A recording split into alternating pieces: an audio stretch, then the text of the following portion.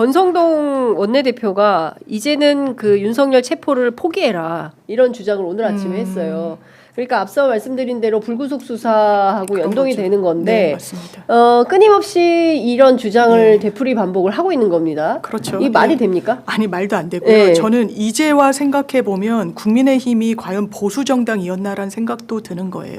이 사람들은 국가 안보와 법치는 안중에도 없었구나. 원래 그 가치를 소중하게 여기다가 이제 와서 그런 선택을 한다라고는 보여지지 않습니다. 네. 대한민국 사법부가 발부한 영장을 집행하는 건 기본 중에 기본이자 원칙 중에 원칙이에요. 그래서 형사소송법 절차에도 일단 집행이 돼서 인신이 구금된 상태에서 체포적부심으로 다투도록 돼 있습니다. 네. 이런 걸 법치라고 하는 거예요. 이런 가치를 소중히 여기는 진영이 보수 진영이었던 겁니다. 그렇지 않고 될 대로 되라. 국민이고 뭐고 우리는 우리만 정치하면 된다. 우리만 배지 달고 국회 들어가면 된다라는 행태를 보여주는 걸 두 글자로 극우라고 하는 겁니다. 나라의 미래나 역사적인 인식 같은 건 정말 팽개쳐버리고 내 자리 보존만 하면 된다고 하면서 거기에 입맛이 맞는 진영과 손잡고 선전선동도 마다하지 않고 관저로 뛰쳐나가고 중국인 운운하면서 탄핵 시위대를 폄훼하는 걸 극우라고 하는 겁니다. 이건 보수 정당조차 아니에요. 그러면 이 부분과 관련해서 국민의힘은 무슨 미래가 있을 것인가. 지금 지지율이 조금 반등했다 어쩌다 이런 평가 나오죠.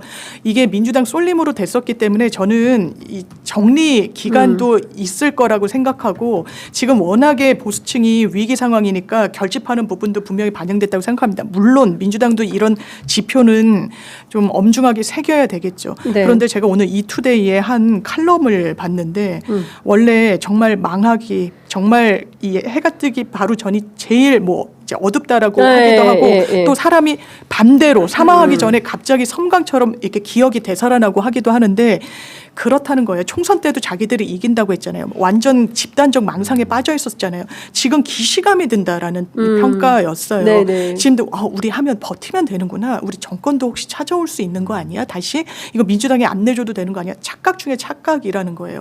이거는 완전 망상에 가까운 착각인 거죠. 왜냐하면 중도층을 보는 정치를 못 하고 있거든요. 그러면서 호도만 하고 프레임 전환을 하고 거짓말까지도 불사하고 있는 이런 정치인들 국민들이 용서하겠습니까? 국민들을 얼마나 좀 우습게 보면 이런 정치를 하나라는 생각이 드는데 이제 국민의힘의 미래는 이 정도 행보를 보여주면 저는 없다고 봅니다. 네. 저는요 윤석열의 여론 조작 중에 한 방법이 그 용산 대통령실 앞에 가 보면 화환이 네. 쫙 깔려져 있어요. 네. 진짜 오래돼가지고 저쪽 화환이 막 뒹굴고 있어요.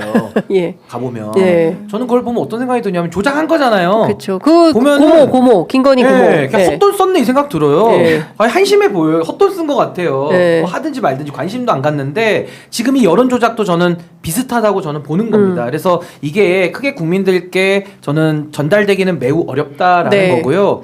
민주당의 전략적 패착도 좀 일부 있었습니다. 예를 들면 법안 같은 거 8개를 동시에 제2결을 붙여가지고 주목을 좀 덜 받게 한다라든지 내지는 민주당이 아직 국민의힘의 본질을 다 이해를 못했어요. 그러니까 무슨 말이냐면 이건 뭐 민주당의 탓이 아닙니다.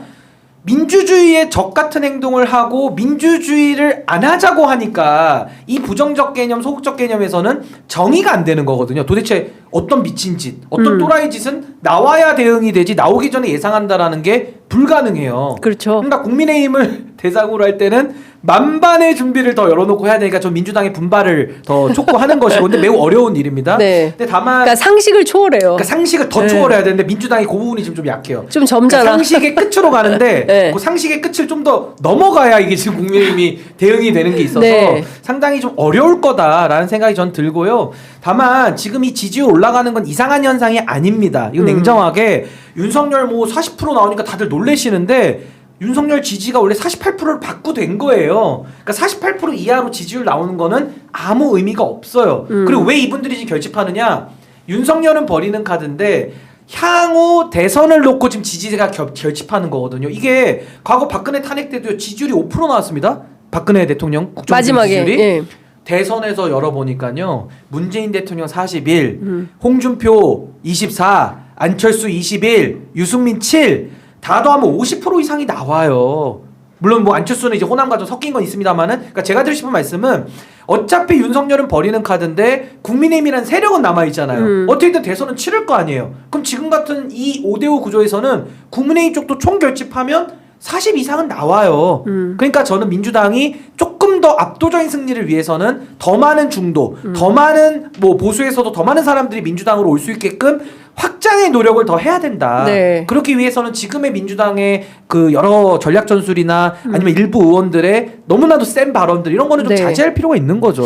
그래야 근데- 지지가 오니까. 네. 근데 어쨌든 그거는 이제 중도가 중간은 아니다라는 얘기들이 있어요. 옳고 그름 판단합니다. 그렇죠. 중도가 옳고 그름 판단을 해서 지금은 이게 어떤 것이 옳은 것이냐를 판단하는 것이 가운데 중간자적 판단을 또는 결정을 하는 것이 중도는 아니다라는 말씀을 좀 드리면서 혹시 이게 준비가 됐는지 모르겠는데 중앙일보가 오늘 새벽 5시 1분에 단독 보도를 한 게 있어요. 내란 특검법 들어간 논란의 외환죄 이재명 직접 지시 이렇게 해서 이제 단독 보도가 나왔는데 기사를 쭉 들어가 보면 그 얘기가 아니라 지난 8일 오전 비공개 최고위원 회의에서 한 얘기는 뭐냐면 전쟁을 유발하려 한 정황이 속속 드러나고 있어서 외환 혐의가 한층 더 심각하다는 게 지도부의 공통된 판단이고 이재명 대표의 지시도 같은 맥락이다. 내용은 이런 거예요. 근데 제목은 논란의 외환죄 이재명이 직접 지시 이렇게 되면 사람들이 제목만 보고 무슨 생각을 하냐면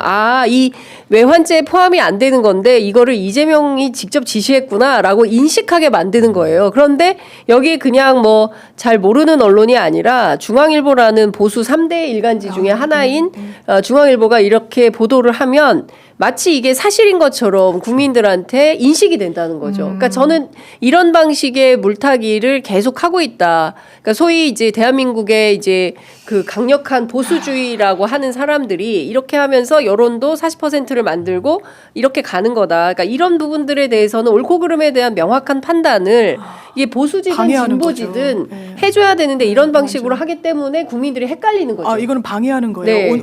왜냐하면 저도 기사를 정말 필요한 건 숙독하지만 제목만 보고 그렇습니다. 이런 이슈가 그리고 많은 분들이 그래요. 저도 포함해서 이거는 의도가 있는 거죠. 이런 식으로 아주 하면 명백한 의도가 지금 있죠. 기사를 보면은 정말 직접 지시했다는 내용은 없는 없어요. 거 아니겠습니까? 예. 그리고 민주당에서 계속 의총을 할 때도 많은 의견이 모아졌었다고 하더라고요. 외환죄는 뭐 걷어야 되는 거 아니냐. 이게 논의의 과정 중에 있었던 겁니다. 실제로 누구의 지시로 그것이 들어가고 안 들어가고의 절차도 아니에요.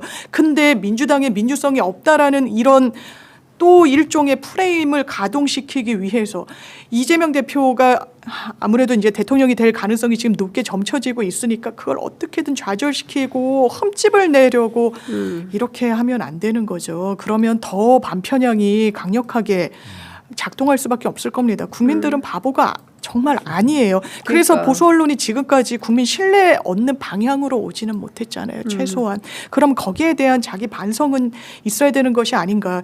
이거 특정 정당의 기관지가 아니잖아요. 그러니까요. 그렇다면 국민을 위해서 미래를 위해서 어떤 선택을 하는지가 언론사들도 있어야 되는데 저도 기자할 때 기계적 중립을 하면 편해요. 어디에서 욕도 안 먹고 그냥 맞아요. 기사가 무탈하게 넘어갑니다.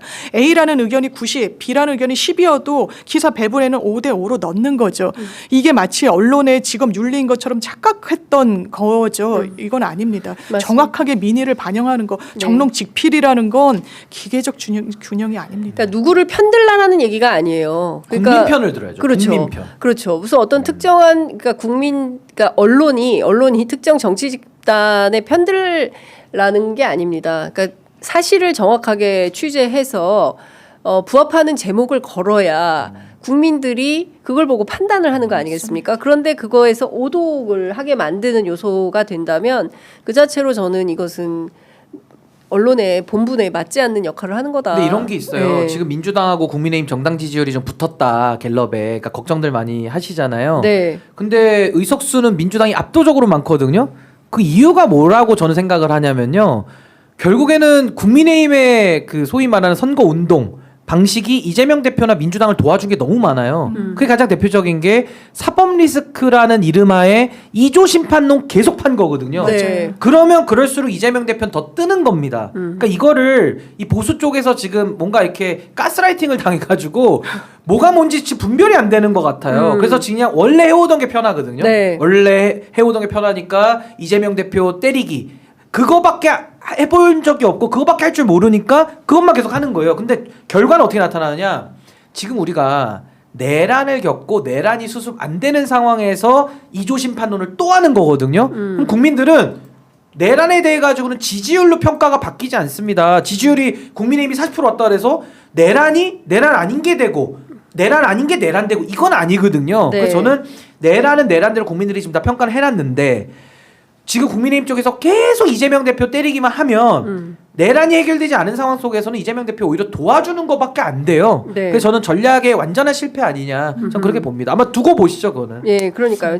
제가 보기에는 참 답답하고 한심한 노릇입니다. 이게 바로 그 내란에 부역하는 거거든요. 맞습니다. 그러니까 과거에 독재에 부역했던 언론들 끝내 심판받지 않았습니까? 근데 지금 조중동이 그런 동아일보는 좀 논외로 치고, 그러니까 조선과 중앙이 끊임없이 이런 방식으로 물타기를 하면서 이게 자기들이 이제 구사일생 할 수 있는 판을 계속 짜는 방법을 거죠. 판을 예. 짜죠. 예. 근데 이렇게 흘러가지가 않습니다. 그러니까 과거와 같은 언론 문법으로는 돌파가 안 되는 거예요. 그런데도 끊임없이 이렇게 아주 교활하게 편집을 하고 있는 것이다. 근데 그 자체에 대해서 국민들이 판단 못하냐? 그렇지 않다. 다 판단을 하고 심판을 받게 된다는 겁니다. 이런 보도에 대해서. 아니 그러니까 내란을 가지고 5대5 기계적 중립이라는 미명하에 토론을 붙이기 시작하면요 살인죄 놓고도 토론하는 거랑 그러니까, 똑같은 거예요. 맞아요. 착한 살인이란 존재한다. 착한 살인이란 있을 수 없다. 네. 그 토론거리나 됩니까? 그러니까 진짜 그러니까 이게 있을 수 없는 일을 지금 언론이 벌리고 있어요. 대한민국 하에서. 그러니까 저는 이런 겁니다. 지금 아주 덩어리가 큰 거학과 대한민국 국민들이 싸우고 맞아요. 있다라고 생각을 합니다. 우리 역사에서